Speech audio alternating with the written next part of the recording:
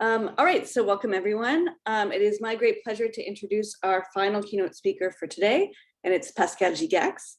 So Pascal is a co-head of the Psycholinguistics and Applied Social Psychology group at the University of Fribourg, and he's an experimental psycholinguist and cognitive psychologist interested in the way we go beyond text and our discourse to form mental representations.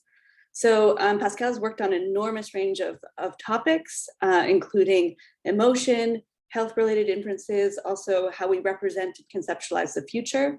But I think for myself, and I think for people in France in general, he's most famous for his work, the work that he and his colleagues have done on the representation and processing of grammatical gender, particularly in French, and also inclusive language.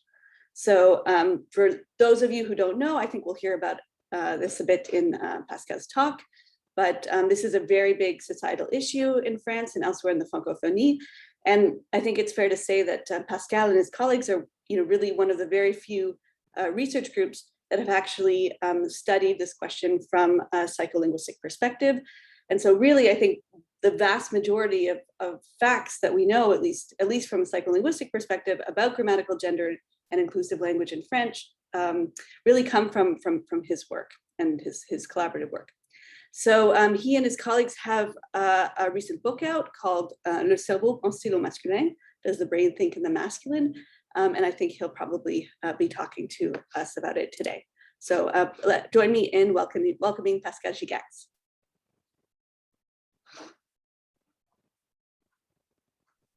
Okay, thank you very much for this very warm introduction. And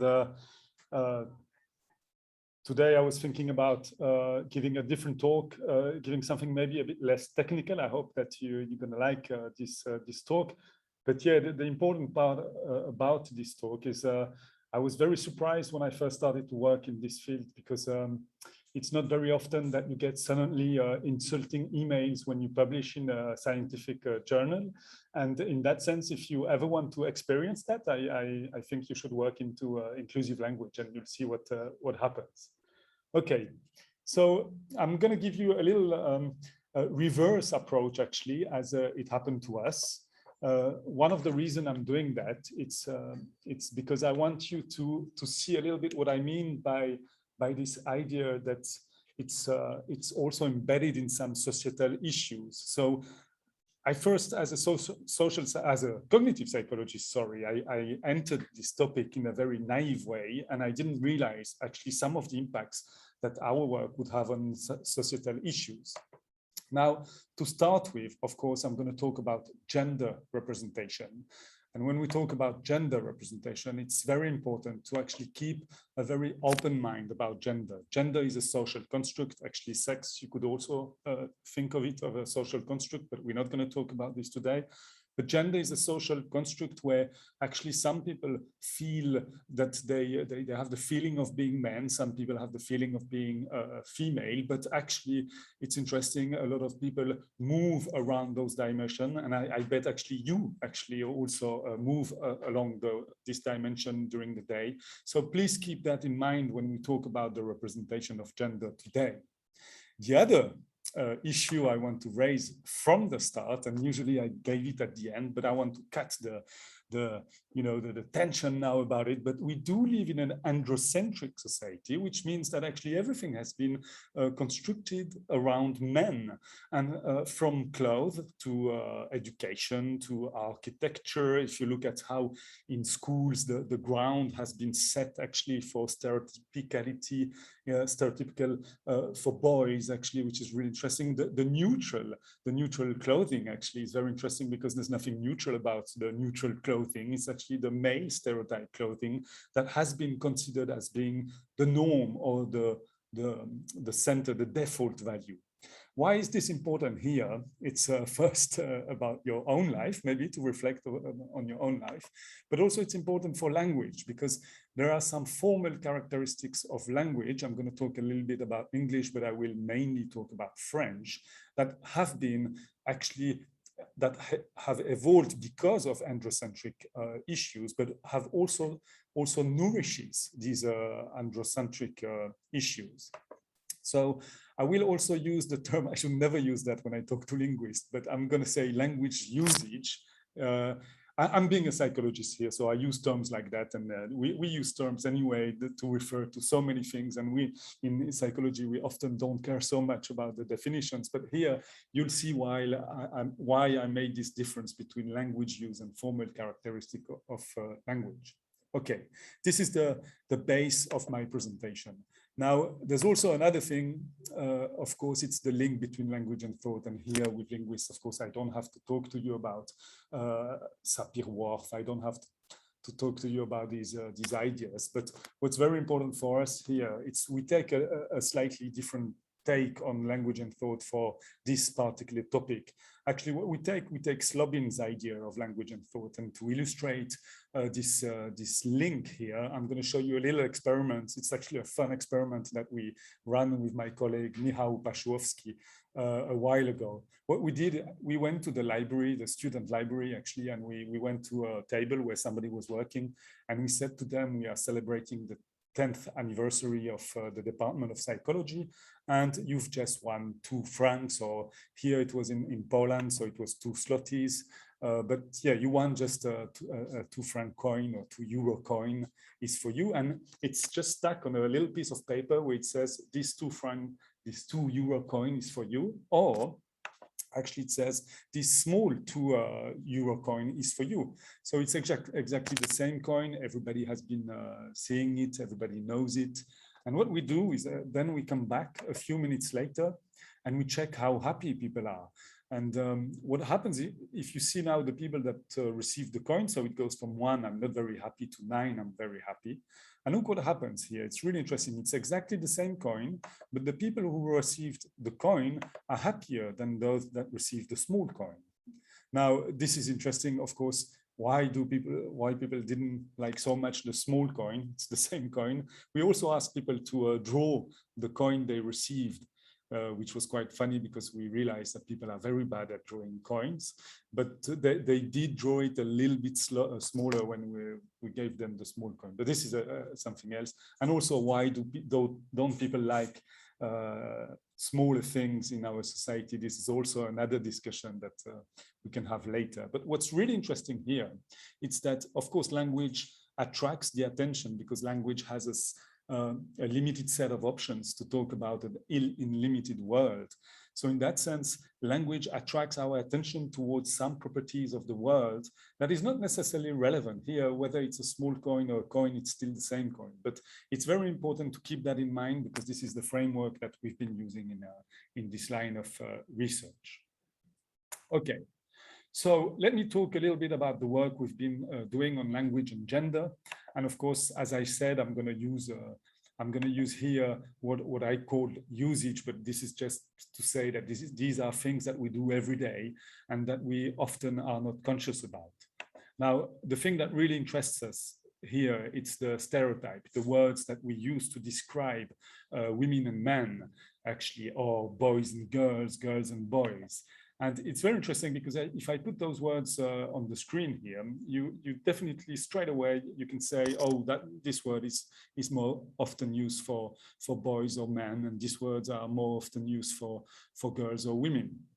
Now, the interesting part of it is actually the more we are exposed to associations, of course, those associations come into our mind quicker when we look for words to describe people, etc., etc. It's a vicious circle because then you expose other people to those associations, etc., etc.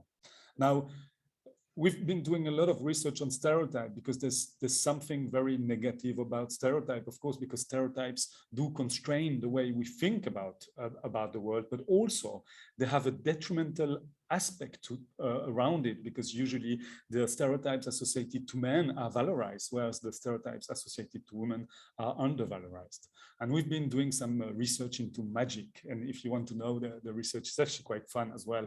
We present little magic tricks, videos of magic tricks with the hands. Half of the participants, we tell them that it's a boy, actually it's a boy called Nicola. And half of the participants, we say it's a woman called, a girl called Natalie. And we just ask people, you know, how good is the tricks? And there's about 14 tricks. And when you when you give those videos, and when people think that it's Nicola, they think the tricks are better done. Actually, it's exactly the same video. You can't say, actually, people don't realize, but half of the tricks are actually performed by a female magician and half by a male magician. But this is very interesting to see how these stereotypes creep into the way we perceive the world, and creep into those negative or positive feeling. Okay, now the other thing also, it's what I call infantilization. We often see that actually in the newspapers, where first names are often used to talk about women, and names are used to talk about men. So this infantilization happened quite a lot actually, and I bet that you've lived that in meetings and things like that. You can see here Trump and Hillary, Sarkozy and Ségolène, etc., etc. And those infantilization also come with the talking about the girls from the Fed Cup. This is a title from a newspaper in Switzerland, the girls from the Fed Cup, so it's tennis, and the man from the Davis Cup. Now, the last one I want to share, and we haven't done any research on that, but that's actually quite interesting. It's the questions that are asked actually for women and men. And if you are interested in that, there's something really, really, I find it really interesting and fascinating. There's a group of journalists, and it's called covertheathlete.com, a group of journalists that decided to ask questions to male athletes that are usually asked to female athletes. And you can see on YouTube actually what happens when they do that. And it's actually quite interesting to see what happens to a male athlete when the journalist asks a question about their t-shirt or their outfit or something like that. And it's really interesting to see this differential treatment to women and men. Okay, this is also something to think about for your own practice and your own usage. The other one I want to talk about before we go to formal characteristics of language is the order of mention.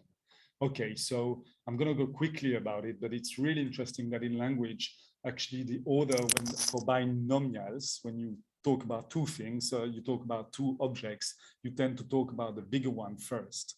Now, when we talk about humans, we also have, for example, age as something that we use for order. So it's father and son, for example.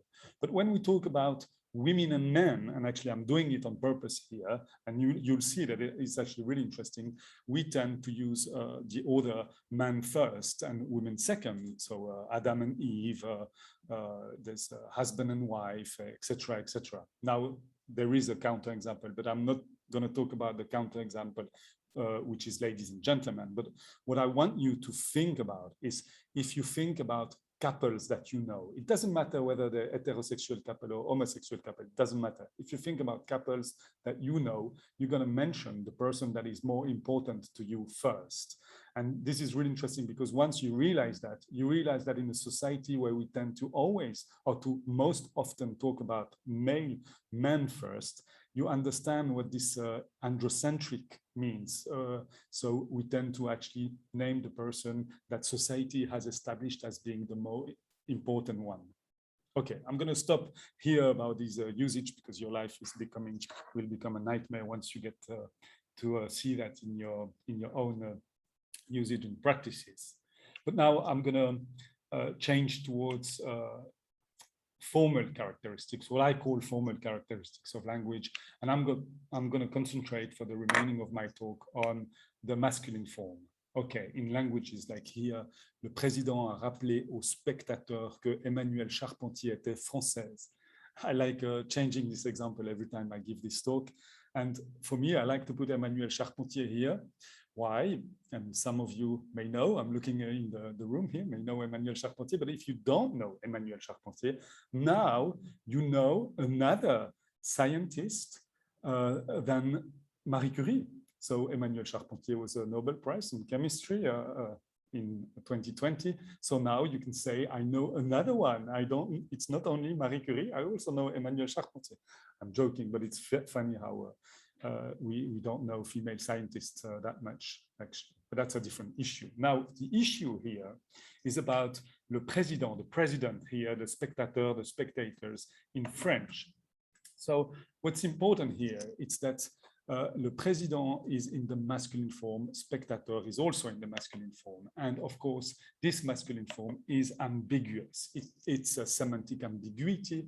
Actually, it's a very complex ambiguity.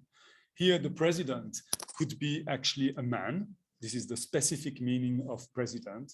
It could be the spectators can all be men. Actually, in this sentence, there's nothing in the context that would tell us otherwise. Okay, that's one of the possibility of interpreting this masculine form, so which we call specific. Now, there's another one we call generic, actually. But the generic is actually in itself quite ambiguous, because the generic could mean two things. It could mean neutral.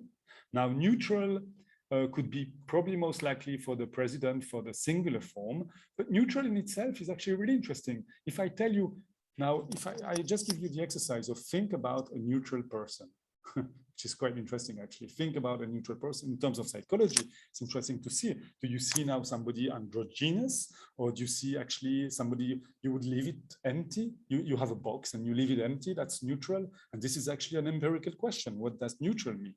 But still, here, there's another option. It's mixed, actually. Mixed, which would mean, if we think about binary notion of gender, it would be men and women. But the question of mix is also quite interesting, because it could mean one woman and 100 men, but it could also mean one man and 100 women. It could also mean actually there's 50-50, 50%, 50%. So now let's go back to psychology and think about it. Now, in terms of the ambiguity of the masculine form, each time the system, the cognitive system encounters a masculine form and the context doesn't enable us to tell those meanings apart, the system has to decide, and the system will decide, because you know that the system always decides, because the system doesn't like ambiguity.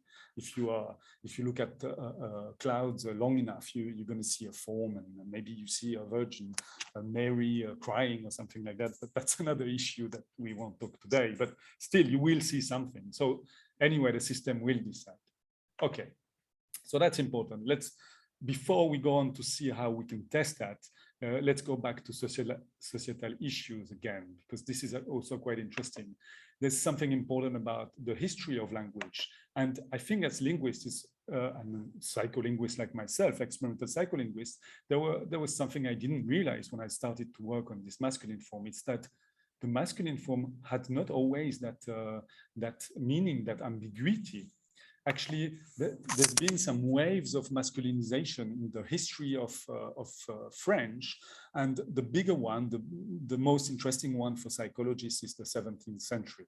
So autrice, a female author, mairesse, médecine, compositrice, those words existed actually, and the Académie Française, which was created in the 17th century, decided to remove those terms from the first dictionaries to just to signal to women that actually these words were actually for men. If you see boulangère, for example, female baker, that was still in the dictionary, of course, because those were like high status, and that's why women didn't have access, or at least it was signaled to women that they wouldn't have access to those activities. Now, other things also changed, because of course there were some grammatical rules that actually also changed to make the masculine form the default value, because before, agreement wasn't by default for the masculine form. There were different rules actually that cohabited in these times. Now, that wasn't only in French, in English as well.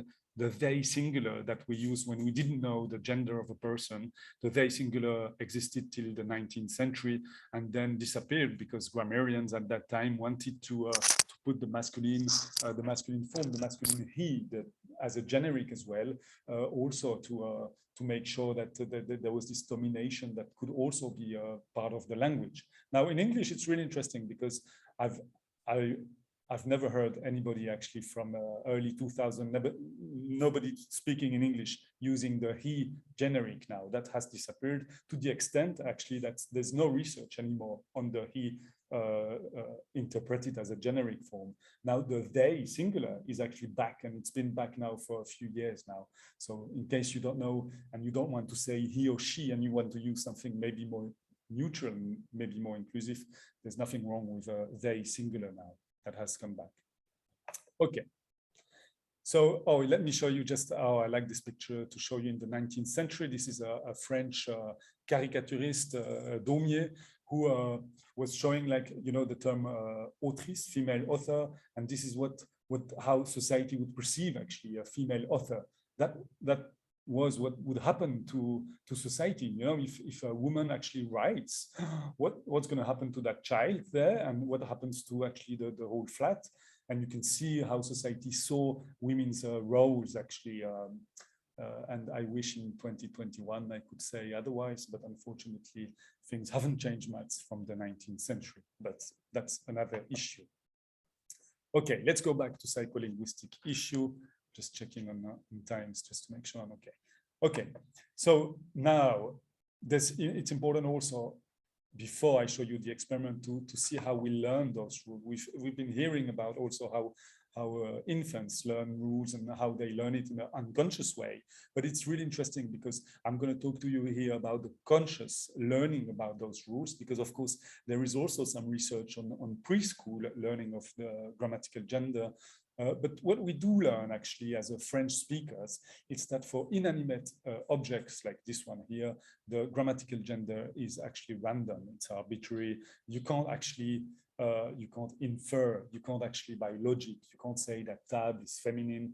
And also if you come to Switzerland, for example, the sun, it's in French, it's masculine, le soleil, and in German, it's feminine, die Sonne. So it's actually a nightmare for English, British people, or for people that speak English when they do come in Switzerland. Now, what we do learn from early age, actually, probably about 4 years old, depending on the country, depending on the region. But what we do learn is when we talk about human beings, then grammatical gender is not random. Actually, if you want to talk about a girl or a woman, you use the feminine form. If you want to talk about a boy or a man, you talk the masculine form.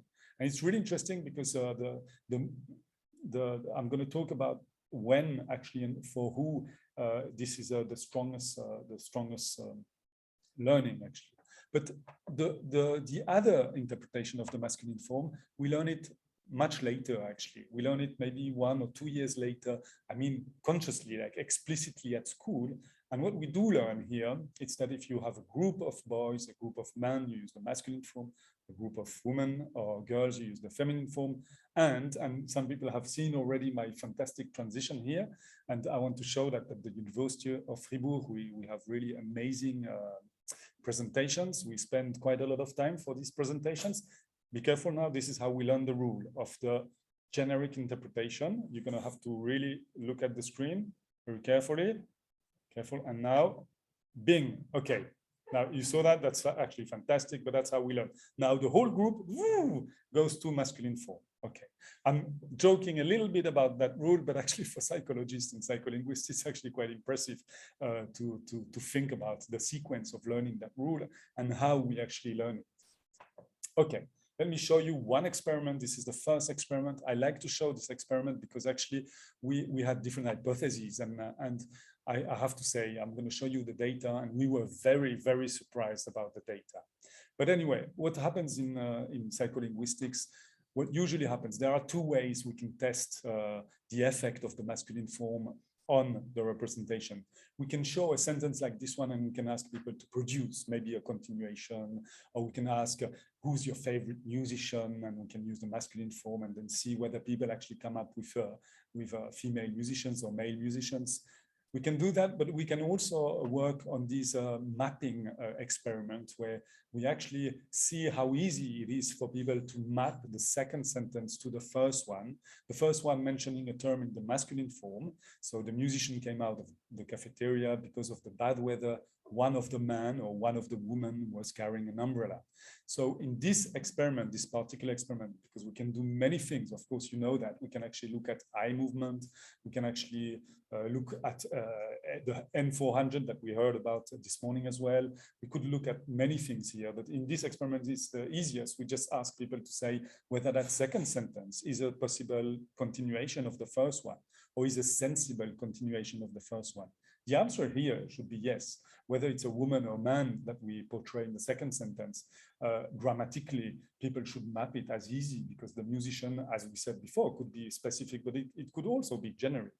Okay, so we just see how often people say yes, so how easy it is. We also have pairs that the answer is always no. If I tell you the nuns came out of the church and one of the men, that's not possible. If you map the second to the first one, it's not possible actually. Okay, but I'm only show you, I will show you here when there's a male stereotype, a neutral stereotype or no stereotype, and a female stereotype. So mechanics, musicians, or here beauticians, and then the continuation could be a woman or could be a man. Okay, so let me show you in English, because we consider in this experiment English as a non-gendered, although English is semi-gendered, it has gender on the pronoun. But in this particular experiment, it's a little bit our control experiment to see whether stereotypes also has an impact. And what happens here, you see the proportion of yes answers for female stereotypes, male stereotypes, and no stereotypes. One of the women in dark blue and one of the men in light blue. And see what happens. Actually, people struggle to say yes, it's a sensible continuation when the person in the second sentence doesn't match the stereotype of the first sentence. So for male stereotypes like mechanics, people struggle to say yes when there's a woman, and for beauticians, which I showed you, people struggle to say yes when there's a man. For no stereotype, it's exactly the same. Okay, look what happened in French. We've run this experiment in French, in German, also in Norwegian actually, but that was for different reasons. But see what happens here for female stereotype, male stereotypes, and no stereotypes. Same exactly continuation. And what happens here, it's irrelevant of the stereotype of the role noun. People always struggle to say yes when there's a woman in the continuation sentence. And honestly, we were really surprised, because actually we only looked at response times, at reading times first, response times first. And I remember looking at Oriane, who was the PhD student at the time, and saying, what do you think? Shall we also look at the proportion of yes answers? And she said, no way. That's, we are looking at students here. It should be okay. And we looked at it and we were like, wow, this is incredible. And since then, we've run so many experiments, so many paradigms, so many measures, so many things, and other people have done it as well in other languages, and it's always the same. And it's so rare to have such a consensus on this effect. And for the moment, I don't know any experiments that have shown something different than this effect. And we've tried a lot of things actually now. And let me finish a little bit about those other things, just to tell you a little bit what we've done. So gender representation is spontaneous. I've implicitly said that. Actually, for some reasons, we tend to always activate the gender of the person we're talking about, irrelevant of if we use names, first names, if we use other things, we kind of always activate it. Now, when there are grammatical cues, and for example, the masculine form used as a default value here, the representation is based on the grammatical cue. Stereotype is also activated, and there's been quite a lot of discussions about the sequence of grammatical stereotype, and some people say stereotype is faster, easier. We actually say that grammatical cue is faster and easier.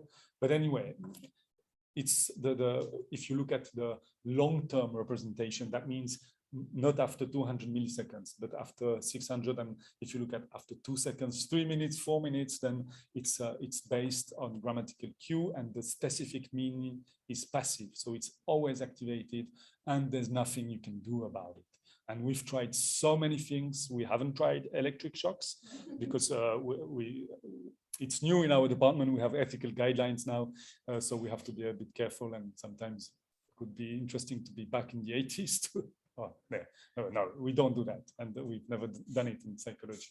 And the generic is difficult. You can actually, but it's really interesting because it never goes above the specific meaning. So it's a little bit like if you tell somebody that they see a square, a red square, and you tell them, no, can you say green? Although it's red, can you say green? And they go like, yeah, it's green. Yeah, okay.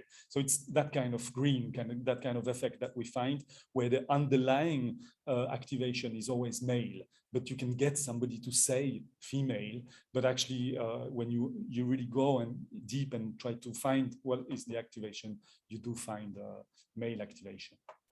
Okay, So it's based on stereotypes if you don't have grammatical cues. So it's not necessarily good for in terms of society, because of course it's a little bit I usually say the pest or cholera. So it's one or the other. They're both constraining. One is constraining towards a male bias, and the other one is constraining towards stereotypes. So it's not necessarily very good. And we've been working on many implications, mostly job aspirations. With Dries Verwecken, we've shown that using inclusive language, using pair forms, so explicitly saying to kids that there are also women in the group, makes them change the way they see the jobs. So now we've been studying, and we just collected data in schools to see whether actually it makes them change the way they see themselves in the jobs. For the moment, we know that the kids perceive the jobs differently in terms of success for men and women, or women and men, but we didn't know whether actually they want to do the job, whether girls actually want to do jobs that are presented in the pair form. They see themselves in those jobs. So that's what we've been testing now in national grants, actually. We've been working also on visibility of women mainly. Of course, we now work also on different inclusive forms. Some forms have been very debated, and of course the French people here know that, because there's a politician suggested that the male forms, if people use inclusive form, one of the form actually, which is the contracted form, they get jailed, which is actually quite funny. We were thinking with Heather as well, we might do research in the cellar or something in the basement now, because we're not allowed to do this research anymore. But anyway, it's been really highly debated, so that's quite interesting. And there's been a lot of discussion about processing difficulty, and we'll hear a presentation about processing difficulty. And the funny thing is that nobody cared for 50 years, 60 years about dyslexia, and suddenly now it's like all politicians, and also the one on the right-wing politicians, suddenly dyslexia is the main issue in the political statement. So which is quite amazing actually, but still there are issues about this, and a lot of labs, I know labs here as well in Paris, are working on these processing difficulty of new forms. And it's always difficult to know whether processing difficulty is due to the fact that a richer representation is created, or about the fact that it's more difficult. And to disentangle those is actually not that easy, I think, but I'm sure we can talk about this later. Okay, let me finish now to thank let me just finish that, because I used to finish the presentations by saying we need to change language, and actually no, we don't need to change language. You can still use the masculine form as a default value. The only thing, as scientists, we say that if you do that, then the world, you give a different way to see the world. You see, people see the world, and the kids see the world in a masculine, in a male bias. So I know that some people like that male bias. Some people like androcentrism. Some people like patriarchy. And I'm sure that some men around there, if I show you the emails, the insulting emails I received by 50-year-old, 60-year-old male cisgender white university lecturers, you'll see that, yeah, some people like this privilege of being a man. But if you don't like that, then there is something that's very important, because we've been talking about how to name those things. But the first thing is demasculinization. So to get out of this masculine bias default value. Some people always are afraid of that. Some friends say to me, I don't like these words because I have the impression you're coming with scissors or something. But anyway, no, this is we still language. And this is to wrap up, really, it's really interesting as a psycholinguist, and especially for me as a cognitive psychology, I did my PhD on emotion inferences, where it didn't have so much impact. I didn't receive any insults on my paper for emotion inferences. But of course, it's also embedded within a society debate and within equality. And as soon as you talk about gender, and actually even non-binary gender, then suddenly you get waves of like negative feedback, which is also, it's interesting, but sometimes a bit difficult. Okay, this is, I'd like to thank the collaborators that have participated in the work I've presented to you today. I always say to people, be careful the pictures you put on the internet, because you always have a colleague that's going to put them to thank you in a presentation, and they might not be the best pictures. You can see Alan Garnham of the top left actually doing skipping, which is actually quite funny. But anyway, as Heather said, we just came out with a book that that's a public understanding of science book. So if you have, I don't know, your parents, your friends, it's the birthday, it's Christmas or something, think of the book if you want to give them something about grammatical gender. Thank you very much for your attention.